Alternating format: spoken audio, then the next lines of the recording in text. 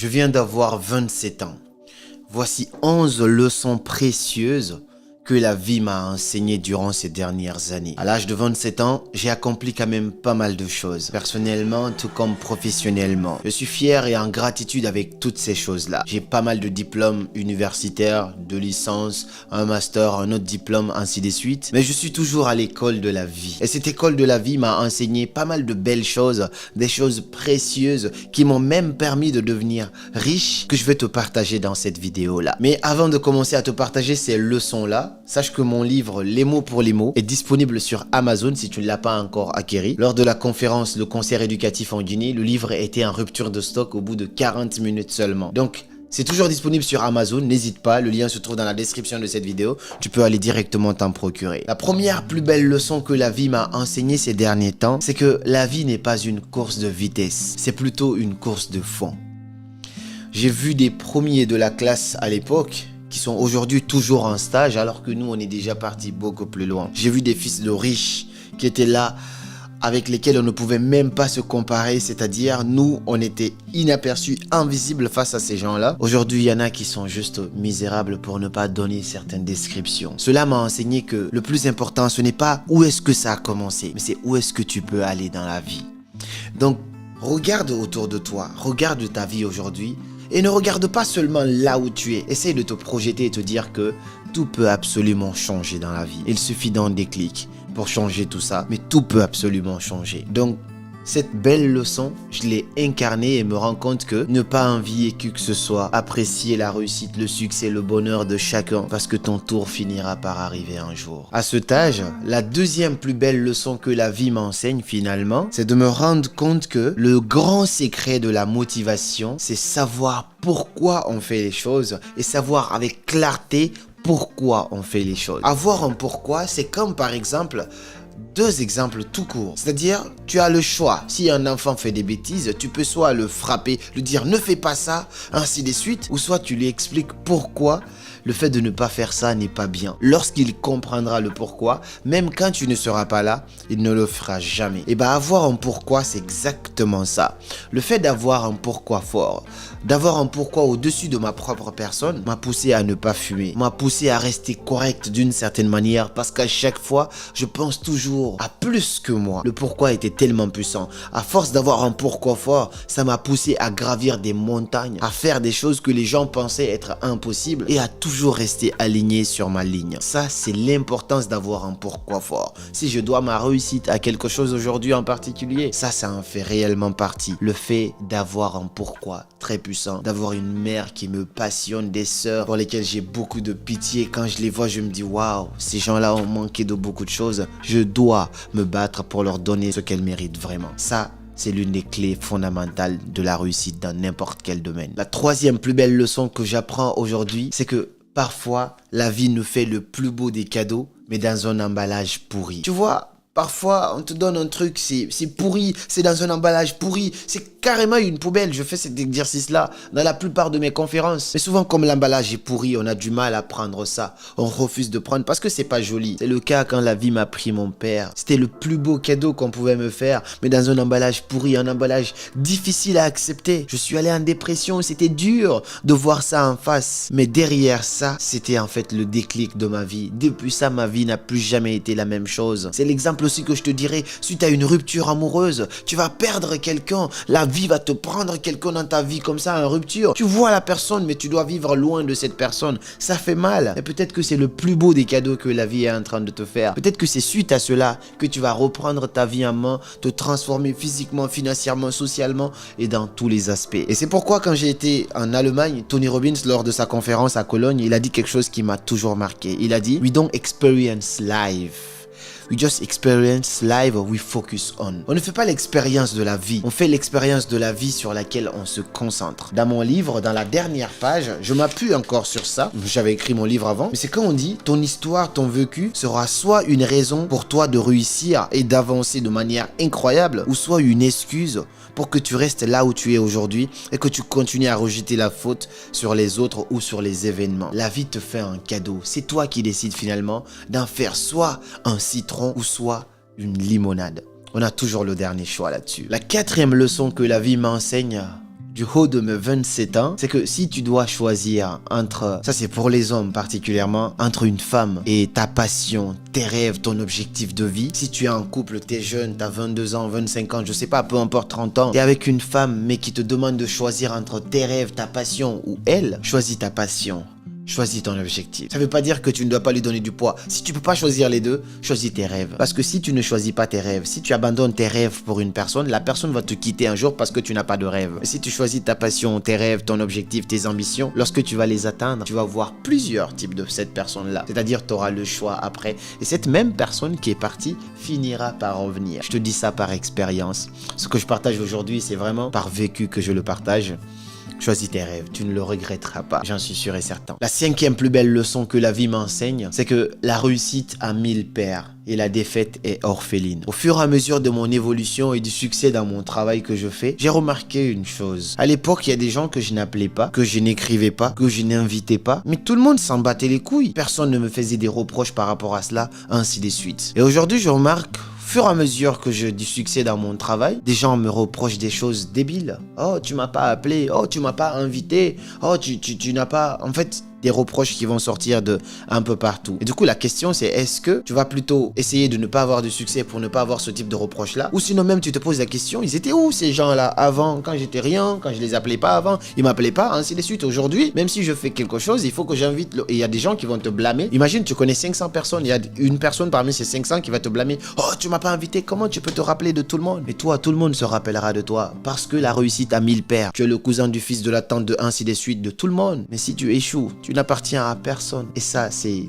une leçon de vie qu'il faut comprendre et l'accepter. Est-ce que tu dois arrêter de réussir parce que tu n'as pas envie que tout le monde... Non, non, non. Tu dois quand même réussir et apprendre à dealer avec ça. Ainsi va la vie. Leçon numéro 6. Nous sommes la moyenne des personnes que l'on fréquente le plus. Si tu traînes avec 5 pauvres, j'en suis sûr et certain, le 6e pauvre, c'est toi. Si tu traînes avec 5 bêtes, le 6e bête, c'est toi. Si tu traînes avec 5 joueurs de PlayStation, le 6e joueur de PlayStation, c'est toi. Si tu traînes avec 5 entrepreneurs, je suis persuadé que c'est juste une question de temps. Tu seras le 6e entrepreneur. Notre entourage représente la clé de soit notre réussite ou soit de notre échec. Fais attention à qui tu fréquentes, je te dis ça en vraie connaissance de cause. Apprends à t'entourer de personnes qui ont la vie que tu aimerais avoir. La plupart de mes amis, c'est des multimillionnaires. Pas parce que je suis matérialiste, pas du tout. J'ai des amis aussi avec lesquels je joue PlayStation. Mais j'aime bien conditionner mon cerveau à m'habituer à ce cercle-là. Comme ça devient accessible aussi pour moi parce que tout est une question de standard. La qualité de ta vie dépend de tes standards. Si tu as des standards élevés et que pour toi, 1 million d'euros, c'est pas beaucoup d'argent, un jour, tu finiras par l'acquérir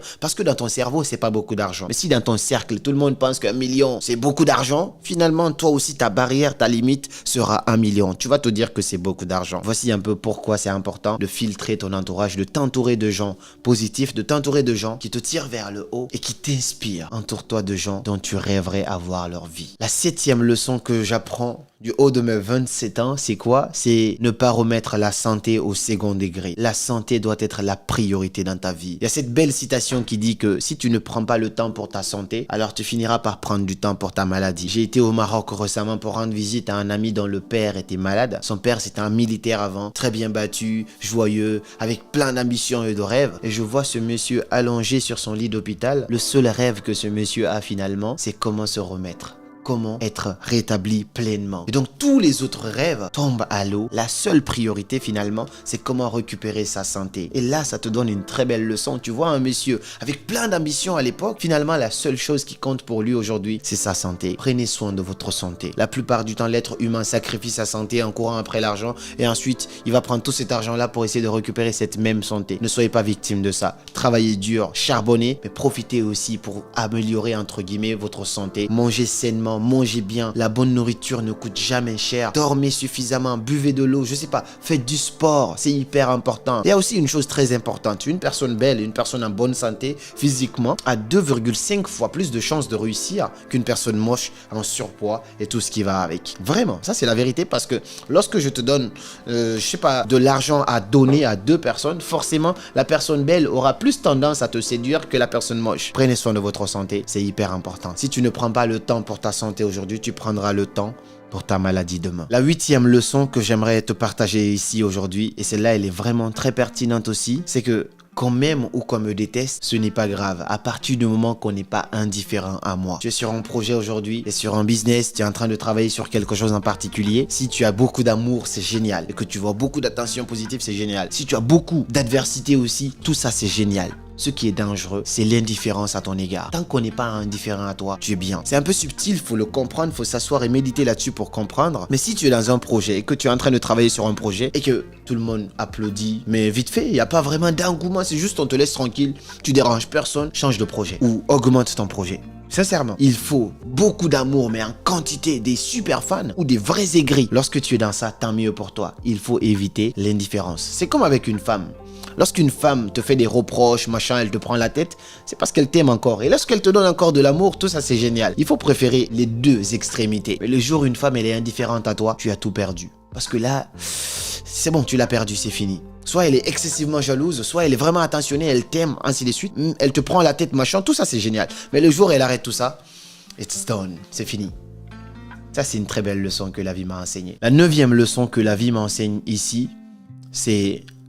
Votre partenaire de vie est le plus grand choix et le choix le plus important de votre vie. Si tu choisis bien ta partenaire ou ton partenaire de vie, tu peux faire x2 sur tout ce que tu as. Si tu choisis mal ton ou ta partenaire de vie, tu peux tout diviser par 2.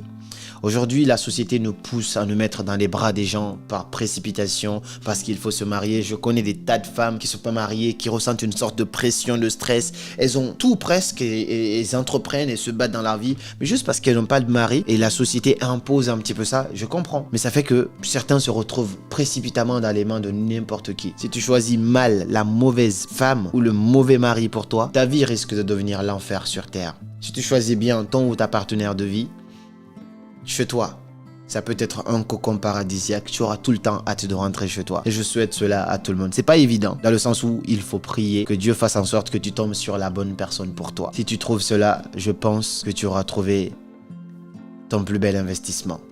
Sincèrement. 10. La plus belle des compétences de tous les temps, la meilleure compétence qui m'a changé la vie radicalement, c'est l'art oratoire. Savoir parler, savoir utiliser les beaux mots à la bonne place. Lorsqu'on regarde beaucoup de présidents qui ont marqué l'histoire, c'était pas forcément les plus intelligents. Non. C'est parce que c'est des gens qui ont cette capacité de fasciner un grand public avec leur art oratoire, de convaincre, de pousser les gens à suivre leur idéologie et à marquer l'histoire quand ils prennent la parole. Voici un peu la grande compétence. Beaucoup de youtubeurs, de personnalités publiques marquent leur temps et moi personnellement, me retrouver devant des centaines, des milliers de personnes à tenir des conférences, à tenir les gens en haleine toute la journée, c'est l'art oratoire. Tout vient après ça, c'est-à-dire même si tu as la meilleure des compétences, si tu n'as pas l'art pour partager ça, personne ne t'écoutera. C'est pourquoi actuellement avec mon équipe on est en train de travailler sur toutes les stratégies qu'on a appris durant ces dernières années et moi personnellement des astuces que vous ne verrez jamais nulle part. On va mettre ça dans un pack de formation pour pouvoir aider d'autres personnes à développer leur art oratoire. À quel moment il faut utiliser le silence, à quel moment il faut placer tel mot, comment articuler, tout ce qui va avec communication verbale ou non verbale pour pouvoir doter les gens parce qu'avec cette compétence-là, tu peux devenir riche et accomplir tout ce que tu veux dans la vie. L'art oratoire peut même te sortir de prison si tu sais comment l'utiliser. Et le dernier grand conseil que je voulais partager ici dans cette vidéo, la dernière leçon dont je me souviens à la fin de cette vidéo pour cette année 2024, c'est renforce ton réseau.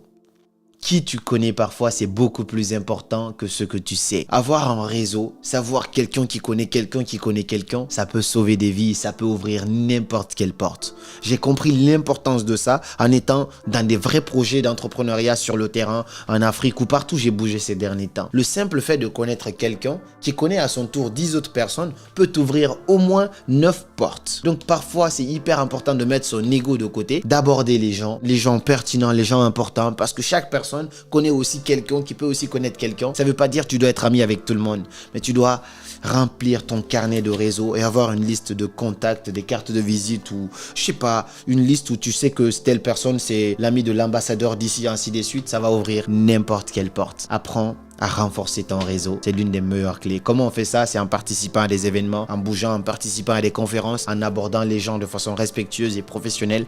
Tout ça permet d'augmenter ton carnet de réseau et finalement de t'ouvrir un monde de possibilités. Voici les 11 leçons que je voulais te partager dans cette vidéo. Ça m'a manqué YouTube, mais on est de retour. Dis-moi parmi ces 11 leçons, quelle est la leçon qui te parle le plus? Et t'as quel âge? Est-ce que t'as 20 ans, 30 ans, 50 ans? Quelle leçon toi aussi t'aurais aimé apprendre beaucoup plus tôt dans la vie? Partage-nous tout ça dans les commentaires. Et je te mets un lien si tu veux réserver un call avec moi. J'ouvre encore quelques calls de temps en temps. Donc je peux prendre 2-3 personnes en coaching privé directement. Donc c'est un appel gratuit. Je te mets un lien. Tu peux réserver un appel avec moi et on va discuter de tes différents projets. Et je vous remercie d'avoir suivi cette vidéo. Et comme toujours, c'était Karamo. Suivez vos rêves. Ils connaissent le chemin.